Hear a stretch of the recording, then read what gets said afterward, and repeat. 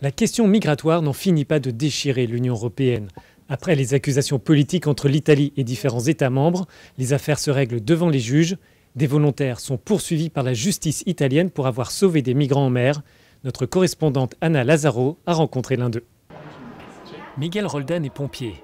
Cet Espagnol est poursuivi en Italie pour complicité de trafic d'êtres humains. Son crime ?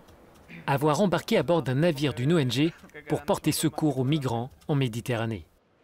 En 2017, il a passé une vingtaine de jours en mer avec 7 autres bénévoles, eux aussi sous le coup d'une procédure. Il a sauvé des vies, mais il a aussi côtoyé la mort. Une mère indiquait constamment le bateau et répétait « mon bébé, mon bébé, mon bébé ». Quand je suis arrivé sur le bateau, qui coulait à moitié, son enfant était mort, ainsi que beaucoup d'autres personnes. Les corps flottaient. Quand j'ai regardé la mère et que j'ai indiqué qu'il n'y avait plus rien à faire, elle a regardé plus bas, le regard de la résignation et de la tristesse. C'est le regard que j'ai emporté avec moi, celui que je n'oublierai jamais.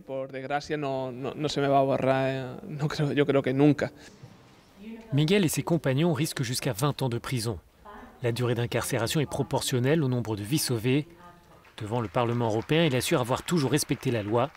Pour les eurodéputés, ces procédures judiciaires ont un but précis. Il y a une claire criminalisation des ONG. On les poursuit non seulement parce qu'elles font le travail que nous devrions faire en tant qu'institution, à savoir sauver des vies, mais surtout parce qu'on est mal à l'aise avec des témoins de ce qui se déroule.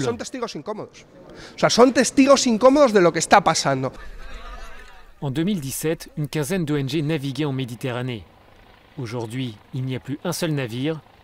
Les bateaux n'ont plus l'autorisation de retourner en mer. Passons maintenant au reste de l'actualité européenne.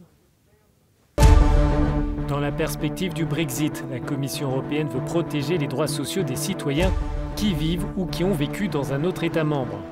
En cas de sortie sans accord, l'institution recommande au gouvernement de tout mettre en œuvre pour permettre de maintenir le paiement des retraites des ressortissants de l'Union présents au Royaume-Uni et de s'assurer l'accès aux traitements médicaux. La Commission européenne lance une procédure pour soupçon de cartel contre le gendre du Premier ministre hongrois. L'ancienne société d'István Tiborcs a reçu plusieurs millions d'euros issus des fonds européens. Le dossier était tout d'abord entre les mains de l'OLAF, l'Office européen de lutte antifraude. L'établissement a recommandé de suspendre ses subventions à destination de la Hongrie. La Cour européenne des droits de l'homme condamne une nouvelle fois la Russie concernant le cas de l'opposant Alexei Navalny. La CEDH, basée à Strasbourg, estime que l'assignation à résidence décidée en 2014 par les autorités russes n'était pas justifiée. Selon les juges, ces mesures avaient pour objectif non avoué d'étouffer le pluralisme politique. La Cour condamne Moscou à 20 000 € de préjudice.